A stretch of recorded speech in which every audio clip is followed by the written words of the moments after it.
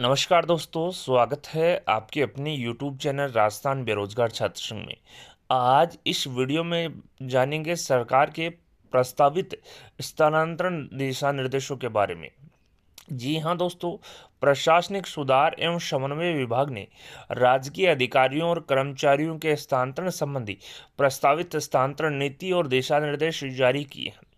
इन्होंने कहा है कि 4 अप्रैल 2024 को आयोजित बैठक में मुख्य सचिव महोदय द्वारा प्रदत्त दिशा निर्देशानुसार राज्य के समस्त राजकीय विभागों, उपक्रमों, बोर्ड, निगम व अन्य समस्त स्वायत्तशासी संस्थानों में कार्यरत कार्मिकों के स्थानांतरण प्रक्रिया को सरल, पारदर्शी और पूर्वानुमेय एवं यथासंभव एकरूप बनाए रखने की दृष्टि से इस विभाग द्वारा तैयार किए गए स्थानांतरण संबंधी प्रस्तावित सामान्य दिशा निर्देशों की प्रति संलग्न कर निवेदन है कि समस्त विभाग इन दिशा निर्देशों को यथासंभव समाहित करते हुए विशिष्ट विभागीय आवश्यकताओं के अनुरूप स्वयं के स्तर पर स्टेक होल्डर, लाभार्थियों और कर्मचारियों के मुख्य प्रतिनिधियों से चर्चा कर 1 माह में विभाग की स्थानांतरण नीति दिशा निर्देश तैयार कर सक्षम स्तर से अनुमोदन उपरांत इस विभाग को भिजवाने का श्रम करें। तो दोस्तों मैं बता दूं, मुख्य सचिव महोदय के डायरेक्शन के अनुसार 4 अप्रैल को एक बैठक हुई और उस बैठक में जो पारदर्शी जो है ट्रांसपेरेंट ट्रांसफर पॉलिसी को लेकर चर्चा हुई और यहाँ पर प्रस्तावित ट्रांसफर पॉलिसी को लेकर दिशा निर्देश भी जारी किए। इसी को लेकर सभी जो विभाग हैं उनको डायरेक्शन जारी किए हैं कि आप इन आवश्यकताओं के अनुरूप इस नीति के अनुसार जो है वो अपने स्थानांतरण नीति तैयार करें और सक्षम अनुमोदन हेतु इस बाद में इस विभाग को जो प्रशासनिक सुधार एवं समन्वय विभाग है इसको भी भिजवाएं। साथ ही स्थानांतरण संबंधी एक वृहद ऑनलाइन पोर्टल सर्जित किए जाने हेतु समस्त विभाग अपनी विभागीय आवश्यकताओं एवं वांछित तकनीकी प्रावधानों से अविलंब सूचना प्रौद्योगिकी एवं संचार विभाग को अवगत करवाने का श्रम करें। तो दोस्तों, जो ट्रांसफर पॉलिसी जो विकसित की जाएगी वो ऑनलाइन पोर्टल के माध्यम से की जाएगी और ये ऑनलाइन जो पोर्टल है वो DOIT द्वारा तैयार किया जाएगा। आप देख सकते हैं राजन विशाल जो है शासन सचिव, उनके डिजिटली साइनों से ये पत्र जारी किया है। साथ ही समस्त अतिरिक्त मुख्य सचिव, प्रमुख शासन सचिव और विशिष्ट शासन सचिव को प्रतिलिपि दी गई है। साथ ही एक प्रतिलिपि जो शासन सचिव हैं DOIT उनको भी दी गई है कि समस्त विभागों द्वारा प्रेषित विभागीय आवश्यकताओं के अनुरूप एवं वांछित तकनीकी प्रावधानों को समाहित करते हुए ऑनलाइन पोर्टल सर्जित करने की कार्रवाई करवाने का श्रम करें। अब बात करते हैं जो प्रस्तावित जो ट्रांसफर पॉलिसी है उसके दिशा निर्देश। आप देख सकते हैं जो दिशा निर्देश है वो यहाँ पर विभिन्न राजकीय विभाग, उपक्रम, बोर्ड, निगम और अन्य समस्त स्वायत्तशासी संस्थानों पर लागू होंगे। यह ट्रांसफर पॉलिसी एक सरल, पारदर्शी, टाइम बाउंड और एकरूपता बनाए रखने के अनुसार किया जाएगा। आप देख सकते हैं उक्त दिशा निर्देश जो है वो राजकीय विभाग, उपक्रम, बोर्ड, निगम व अन्य समस्त स्वायत्तशासी संस्थानों में कार्यरत राजपत्रित, अराजपत्रित समस्त लेवल एवं संवर्गों के कर्मचारियों पर लागू होंगे। यह दिशा निर्देश केवल प्रोबेशनरी पीरियड को सफलतापूर्ण करने वाले राजकीय कार्मिकों पर ही लागू होंगे अथवा अर्थात आप प्रशिक्षण काल के दौरान कार्मिकों का ट्रांसफर और स्थानांतरण नहीं किया जा सकेगा।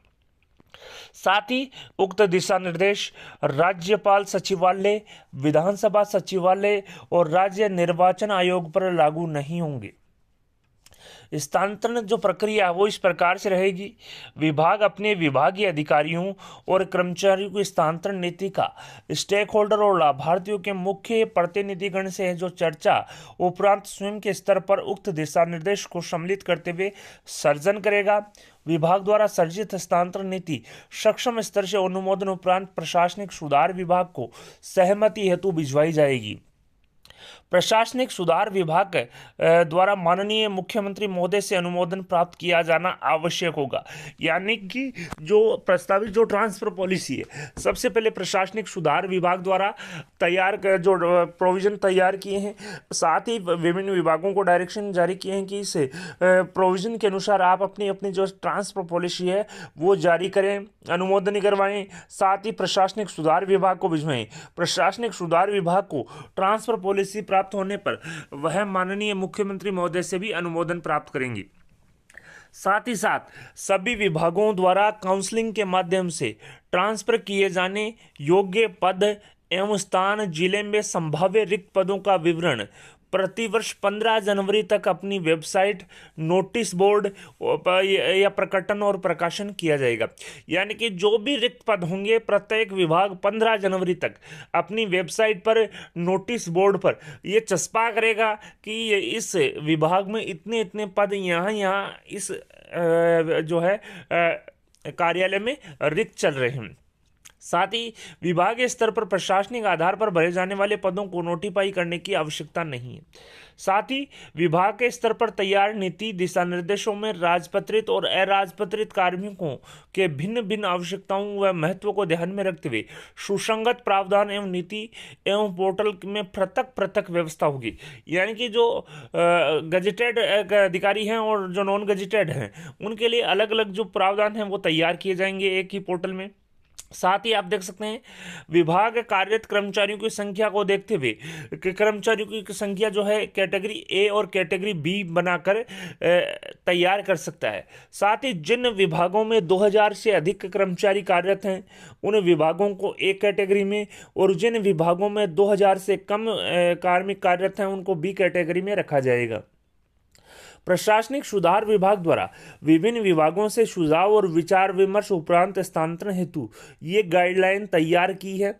ए श्रेणी के विभागों को प्रशासनिक सुधार विभाग द्वारा जारी गाइडलाइन को समाहित करते हुए अपनी विशिष्ट आवश्यकताओं के अनुरूप स्वयं के स्तर पर स्टेक होल्डर और लाभार्थियों और कर्मचारियों के मुख्य प्रतिनिधियों से चर्चा कर 1 माह में स्थानांतरण नीति तैयार कर सक्षम स्तर से अनुमोदन उपरांत प्रशासनिक सुधार विभाग को भिजवाई जाएगी। और कैटेगरी जो बी है के विभागों को प्रशासनिक सुधार विभाग द्वारा जारी दिशा निर्देशों के अनुसार स्थानांतरण नीति बनाई जाए। हालांकि कैटेगरी बी के विभाग जो हैं अपने विभाग की विशिष्टता और परिस्थितियों के अनुसार प्रस्तावित सुझावात्मक स्थानांतरण नीति में आवश्यक जो बदलाव है वो भी कर सकते हैं। यानी कि जो कैटेगरी ए है, यानी कि जिस विभाग में 2000 से अधिक कर्मचारी कार्यरत हैं वो यहाँ पर अपनी आवश्यकताओं के अनुरूप जो ट्रांसफ़र पॉलिसी है वो अपग्रेड करेंगे, ट्रांसफ़र पॉलिसी का सर्जन करेंगे और प्रशासनिक सुधार विभाग है उसको भिजवाएंगे। साथ ही जिन विभाग में 2000 से कम कर्मचारी कार्यरत हैं यानी कि कैटेगरी बी, वो इस ट्रांसफ़र पॉलिसी के अनुसार भी अपनी ट्रांसफ़र पॉलिसी विकसित कर सकते हैं। साथ ही साथ कुछ चेंजेज भी यहाँ पर कर सकते हैं। साथ ही कार्मिकों का स्थानांतरण समकक्ष पदों पर ही किया जाएगा, उच्च और निम्न पदों पर स्थानांतरण नहीं किया जाएगा। यानी कि जो डेपुटेशन की जो फर्ता है वो ट्रांसफर पॉलिसी में समाप्त कर दी गई है। यानी कि आप अगर एलडीसी से एलडीसी पर ही ट्रांसफर हो सकते हैं, एएनएम से एएनएम पे, जीएनएम से जीएनएम पे, यानी कि नर्सिंग ऑफिसर से नर्सिंग ऑफिसर पे, आप किसी दूसरे पद पे यानी कि एएनएम से आप नर्सिंग ऑफिसर पे, एएनएम से एलटी पे, एएनएम से आप अन्य पदों पर, या एलडीसी से यूडीसी पे, या एलडीसी से डब्ल्यूओ के जो पद है उस पर आपका डेपुटेशन नहीं किया जा सकता है। यानी कि समकक्ष पदों पर ही आपका जो है ट्रांसफर किया जा सकेगा। विभाग में कार्यरत अधिकारी कर्मचारियों को सेवा काल में कम से कम 2 वर्ष के लिए ग्रामीण क्षेत्र में स्थित कार्यालयों में भी विभागीय समकक्ष पदों पर आवश्यक रूप से पदस्थापित रखा जाएगा। यानी कि कम से कम आपको 2 साल ग्रामीण क्षेत्रों में भी सेवा देनी होगी। साथ ही जिन विभागों में ग्रामीण क्षेत्र में कार्यालय और पद नहीं है उन पर यह प्रावधान लागू नहीं होगा। विभाग द्वारा डीओआईटी से संपर्क कर अपनी आवश्यकता के अनुरूप ऑनलाइन जो पोर्टल है वो सर्जित करवाएगा। साथ ही डीओआईटी द्वारा विभागों के प्रस्तावों के अनुरूप तकनीकी प्रावधान करते हुए एक वृहद ऑनलाइन पोर्टल सर्जित किया जाएगा। 1 जनवरी से 30 जनवरी तक पोर्टल और वेबसाइट पर स्थानांतरण हेतु उपलब्ध रिक्त पदों, संभावित रिक्त पदों को प्रदर्शित किया जाएगा। यानी कि 1 जनवरी से लेकर 30 जनवरी तक जो पद रिक्त चल रहे हैं जहां जिस जो कार्यालय में, वो आपको शो होंगे। इसके बाद में स्थानांतरण के इच्छुक कार्मिकों को उक्त निर्धारित प्रारूप में ऑनलाइन पोर्टल के माध्यम से प्रतिवर्ष 1 फरवरी से 28 फरवरी तक अपना आवेदन पत्र जो है वो प्रस्तुत करना होगा। यानी कि 1 जनवरी से 30 जनवरी तक आपको जो रिक्त पद हैं वो आपको शो करेंगे, और 1 फरवरी से 28 फरवरी तक जो आप रिक्त पदों के विरुद्ध जो है ट्रांसफर हेतु आवेदन कर सकते हैं। आवेदन पत्र के अभाव में स्थानांतरण पर विचार नहीं किया जाएगा, यानी कि आपने आवेदन किया है तभी आपका ट्रांसफ़र किया जाएगा, अगर आवेदन नहीं किया है तो आपका ट्रांसफ़र भी नहीं किया जाएगा। स्थानांतरण आवेदन पत्र प्राप्त होने पर विभाग द्वारा इच्छित जिला स्थान जैसी भी स्थिति हो, स्थानांतरण हेतु उपरोक्त दिशा निर्देशों को ध्यान में रखते हुए 1 मार्च से 31 मार्च तक इन पर्सन काउंसलिंग के माध्यम से कार्रवाई की जाएगी और अधिकतम 30 अप्रैल तक स्थानांतरण आदेश जो है वो जारी किए जाएंगे। साथ ही आवेदन करने वाले कार्मिकों को ही काउंसलिंग में शामिल किया जाएगा। तो दोस्तों मैं बता दूं, 1 जनवरी से 30 जनवरी तक आपको जो रिक्त पद है वो आपको शो होंगे। 1 फरवरी से 28 फरवरी तक आपको आवेदन करने होंगे। इसके बाद में 1 मार्च से 31 मार्च तक आपकी इन पर्सन काउंसलिंग होगी और अधिकतम 30 अप्रैल तक आपके जो ट्रांसफर ऑर्डर है वो जारी किए जाएंगे।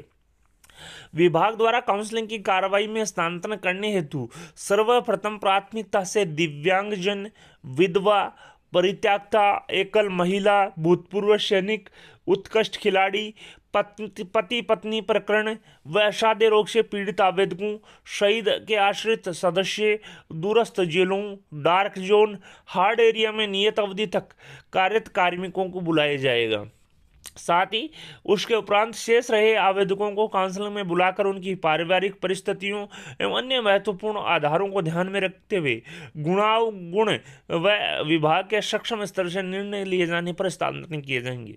निम्न असाध्य रोग से स्वयं पति पत्नी पीड़ित होने पर प्राथमिकता दी जाएगी। दुर्बल बीमारियों जैसे कि कैंसर, गुर्दा प्रत्यारोपण, हृदय शल्य चिकित्सा, open heart surgery, bypass surgery तथा डायलिसिस, किसी को गुर्दा या लीवर दान किया हो ऑपरेशन से प्रथम 3 वर्षों के लिए, मनोचिकित्सक रोग, लकवा, स्थायी निःशक्तता, अंधापन, मूक व बधिर, मानसिक निःशक्तता, श्रवलीन अथवा बहुआयामी निःशक्तता है तो इन कार्मिकों को ट्रांसफर पॉलिसी में प्राथमिकता दी जाएगी। इनका सबसे पहले स्थानांतरण किया जाएगा। साथ ही विभाग द्वारा काउंसलिंग से संबंधित जो संपूर्ण जो दस्तावेज है और रिकॉर्ड है उनको रखा जाएगा। आवेदन जो है स्वयं के आवेदन पर स्थानांतरण होगा। जी हाँ दोस्तों, कार्मिक स्थानांतरण हेतु आवेदन वर्तमान पदस्थापन की दिनांक से 2 वर्ष की अवधि पूर्ण करने पर ही कर सकेगा। साथ ही यानी कि अगर आपका प्रोबेशन पूरा हो चुका है तभी आप स्थानांतरण के लिए आवेदन कर सकते हैं। साथ ही कुछ कार्मिकों को प्रोबेशन के दौरान भी ट्रांसफर में छूट है। जो निम्न कार्मिक है दिव्यांगजन, विधवा, परित्यक्ता और एकल महिलाओं का 2 वर्ष पूर्व भी ट्रांसफर हो सकेगा। साथ ही निम्नांकित मेडिकल बोर्ड द्वारा प्रमाणित असाध्य रोग से पीड़ित होने स्वयं, पति पत्नी, आश्रित, संतान और माता पिता अगर पीड़ित हैं तब भी आपका ट्रांसफर में आपको जो प्रायोरिटी है वो मिलेगी। आप वही देख सकते हैं जो पहले मैंने आपको बताया। साथ ही भूतपूर्व खिलाड़ी हैं, सैनिक हैं, उत्कृष्ट खिलाड़ी हैं, पति पत्नी जो अलग अलग जगह पदस्थापित हों, जहाँ तक यथासंभव उन्हें एक ही जिले में जैसी भी स्थिति हो स्थानांतरण किया जाएगा। श्री शहीद के आश्रित परिवार का सदस्य होने की स्थिति में दूरस्थ जिलों, डार्क जोन, हार्ड एरिया में कार्यरत कार्मिकों को भी नियत अवधि तक कार्यकाल पूर्ण करने पर ट्रांसफर में प्रायोरिटी मिलेगी। साथ ही प्रशासनिक आधार पर भी स्थानांतरण किया जा सकेगा। कार्मिकों को एक स्थान पर कार्यरत रहते हुए 3 वर्ष या अधिक का समय हो चुका है तो ऐसे कार्मिकों को प्रशासनिक आधार पर भी उनका स्थानांतरण किया जा सकेगा, परंतु 3 वर्ष की अवधि से पूर्व स्थानांतरण निम्नांकित परिस्थितियों में ही किया जा सकेगा। कार्मिक के खिलाफ कोई ऐसी गंभीर शिकायत हो जिनकी प्राथमिक जांच में प्रथम दृष्टया सही पाई गई हो, कार्मिक के विरुद्ध अनुशासनात्मक कार्रवाई विचाराधीन होने पर अन्यत्र स्थानांतरण किया जा सकेगा ताकि कार्मिक जांच को प्रभावित नहीं करें। कर्मचारी की पदोन्नति होने पर जो है वो भी किया जा सकेगा। स्थानांतरण हेतु कुछ विशेष प्रकरण भी हैं दोस्तों। प्रस्तावित स्थानांतरण नीति और विभागों द्वारा स्थानांतरण जो नीति में जिन श्रेणियों के स्थानांतरण का विवरण समाहित है उनसे पृथक भी यदि कोई प्रशासनिक रूप से या प्रकार से विशिष्ट प्रकृति के प्रकरण हो तो ऐसी विशिष्ट प्रकृति वाले स्थानांतरण प्रकरणों को नीति में निर्धारित समयावधि में बाध्यता से मुक्त रखा जाएगा। ऐसे प्रकरणों का स्थानांतरण समकक्ष सक्षम अनुमोदन उपरांत वर्ष में कभी भी किया जा सकेगा। आप देख सकते हैं कार्मिक का एक विभाग से दूसरे विभाग में अंतर विभागीय समायोजन होने की स्थिति में अथवा किसी विभाग से प्रतिनियुक्ति पर आने पर उक्त कार्मिक को विभाग में उपलब्ध रिक्त पद पर पदस्थापित किया जा सकेगा। न्यायिक प्रकरण, पद की समाप्ति अथवा कर्मचारी की पदोन्नति की स्थिति में नवनियुक्त कार्मिकों को यथासंभव विभाग में उपलब्ध रिक्त पदों पर ही पदस्थापित किया जा सकेगा। एपीओ प्रकरण में स्थानांतरण पदस्थापन, साथ ही जो सामान्य जो डायरेक्शन है वो भी यहाँ पर जारी किए हैं। तो दोस्तों थोड़ा सा वीडियो लंबा है, लेकिन जो ट्रांसफर पॉलिसी किस प्रकार से लागू की जाएगी, किस प्रकार से डीओआईटी द्वारा पोर्टल विकसित किया जाएगा, पूरा जो बायोडेटा है इसमें बताया गया है। सामान्य जो दिशा निर्देश है, कार्मिकों को स्थानांतरण, काउंसलिंग एवं स्वयं के आवेदन और प्रशासनिक कारण से प्रतिवर्ष 1 फरवरी से 30 अप्रैल की अवधि में दिशा निर्देशों के बिंदु संख्या 3 स्थानांतरण प्रक्रिया के बिंदु संख्या 8 व 9 में वर्णित तिथियों समय सीमा के अनुरूप किए जा सकेंगे और स्थानांतरण करते समय जो निम्नलिखित जो डायरेक्शन है उनकी भाई पालना की जाएगी। मैं बता दूं 1 जनवरी से लेकर 30 जनवरी या 31 जनवरी तक आपके जो रिक्त पद है वो शो होंगे आपके विभाग की वेबसाइट पर। 1 फरवरी से लेकर 28 फरवरी तक आप आवेदन कर सकते हैं। 1 मार्च से लेकर 30 मार्च तक आपको इन पर्सन काउंसलिंग के लिए बुलाया जाएगा और अधिकतम 30 अप्रैल तक जो ट्रांसफर ऑर्डर हैं वो जारी किए जाएंगे। यदि किसी कार्मिक की सेवानिवृत्ति में 1 वर्ष या उससे कम अवधि रह गई है तो उसका हस्तांतरण किसी भी परिस्थिति में नहीं किया जाएगा, परंतु यदि कार्मिक स्वयं स्थानांतरण का इच्छुक है तो स्थानांतरण किया जाएगा। यानी कि कोई कार्मिक रिटायर्ड होने वाला है तो उसका ट्रांसफर किसी भी परिस्थिति में नहीं किया जाएगा ये, लेकिन ये यदि वह कर्मचारी चाहता है और एप्लीकेशन देता है तो उसका ट्रांसफर किया जाएगा। कार्मिक का किसी भी स्थान से स्थानांतरण होने के बाद उसी स्थान पर 2 वर्ष पुनः पदस्थापन और स्थानांतरण नहीं किया जाएगा। यानी कि किसी कार्मिक का एक जगह से ट्रांसफर हो गया तो वह उसी जगह पर 2 वर्ष से पूर्व नहीं आ सकेगा। यह सुनिश्चित किया जावे कि किसी भी विभाग में एक कार्मिक एक ही कार्यालय या अनुभाग में लगातार 5 वर्ष से अधिक पदस्थापित नहीं रहे। 5 वर्ष पश्चात स्थान बदलने की अनिवार्यता का प्रावधान नहीं है, परंतु कार्यालय अथवा अनुभाग में से 5 वर्ष के निरंतर ठहराव के पश्चात आवश्यक रूप से कार्मिक का हस्तांतरण कर दिया जाए। कार्मिक के स्वयं के आवेदन के स्थान पर परिवर्तन किया जा सकेगा। कार्मिक का हस्तांतरण समान पद पर ही किया जाएगा, किसी भी अन्य पद के विरुद्ध हस्तांतरण नहीं किया जाएगा। कार्य व्यवस्थार्थ को आधार बनाकर कार्मिक का हस्तांतरण नहीं किया जा सकेगा। यदि हस्तांतरण करना आवश्यक है तो प्रशासनिक सुधार विभाग की पूर्व अनुमति से ही हस्तांतरण किया जा सकेगा। अनुसूचित क्षेत्र में पदस्थापित कार्मिकों के हस्तांतरण के मामलों में प्रचलित नियम, आदेश और निर्देश यथावत लागू रहेंगे। अनुसूचित क्षेत्र से गैर अनुसूचित क्षेत्र में हस्तांतरण के मामलों में विद्यमान नियम, आदेश और निर्देश यथावत लागू होंगे। साथ ही जो पर्यवेक्षण है, हस्तांतरण उपरोक्त दिशा निर्देशों के अनुसार किए जाएंगे। दिशा निर्देशों के विपरीत यदि कोई विभाग, उपक्रम, बोर्ड, निगम, स्वायत्तशासित संस्थाओं द्वारा कार्मिक के हस्तांतरण किए जाने पर उक्त हस्तांतरण को निरस्त करने के साथ साथ हस्तांतरण करने वाले अधिकारी के विरुद्ध नियमानुसार जो कार्रवाई है वो अमल में लाई जाएगी। इस संबंध में प्रशासनिक सुधार विभाग के अधिकारियों द्वारा संबंधित विभाग का निरीक्षण करते समय परीक्षण करेंगे कि विभाग द्वारा हस्तांतरण राज्य सरकार द्वारा जारी उक्त दिशा निर्देशों के अनुरूप ही किए हैं। साथ ही उक्त दिशा निर्देश जो हैं, जो हस्तांतरण दिशा निर्देश हैं, वो तत्काल प्रभाव से लागू होंगे। तो दोस्तों सरकार ने, प्रशासनिक सुधार विभाग ने जो ट्रांसफर पॉलिसी है वो लागू यहाँ पर कर दी है। प्रस्तावित जो डायरेक्शन है वो लागू कर दी हैं। 1 जनवरी से 30 जनवरी तक आपको जो रिक्त पद हैं उनका डेटा आपको शो होगा। 1 फरवरी से 28 फरवरी तक आप आवेदन कर सकते हैं। 30 मार्च तक आपको इन पर्सन काउंसलिंग के लिए बुलाया जाएगा और 30 अप्रैल तक आपके जो ट्रांसफर ऑर्डर है वो जारी किए जाएंगे। और जो संपूर्ण जो प्रक्रिया पोर्टल बनाने की जो है काम डीओआईटी द्वारा किया जाएगा। तो दोस्तों अब जो है ट्रांसपेरेंट तरीके से जो ट्रांसफर पॉलिसी है वो लागू की गई है। साथ ही विभिन्न विभाग अपने अपने जो प्रोविजन है वो बनाएंगे और अपनी आवश्यकता के अनुरूप डीओआईटी से संपर्क कर एक पोर्टल जो है गजेटेड और नॉन गजेटेड का बनवाएंगी। साथ ही जो कर्मचारियों जो विभाग हैं उनको कैटेगरी ए और बी में डिवाइड किया है। कैटेगरी ए में उन विभागों को डिवाइड किया है जिनमें 2000 से अधिक कर्मचारी कार्यरत हैं और कैटेगरी में बी में उन विभागों को डिवाइड किया है जिनमें 2000 से कम कर्मचारी कार्यरत हैं। वीडियो पसंद आए तो अपने दोस्तों के साथ लाइक और शेयर करना न भूलें। आपके अपने यूट्यूब चैनल राजस्थान बेरोजगार छात्र संघ को सब्सक्राइब करें। सब्सक्राइब बटन के साथ ही बेल आइकन है, उस पर भी क्लिक करें ताकि आने वाले लेटेस्ट वीडियोज़ को सबसे पहले आपको मिल सकें। धन्यवाद दोस्तों।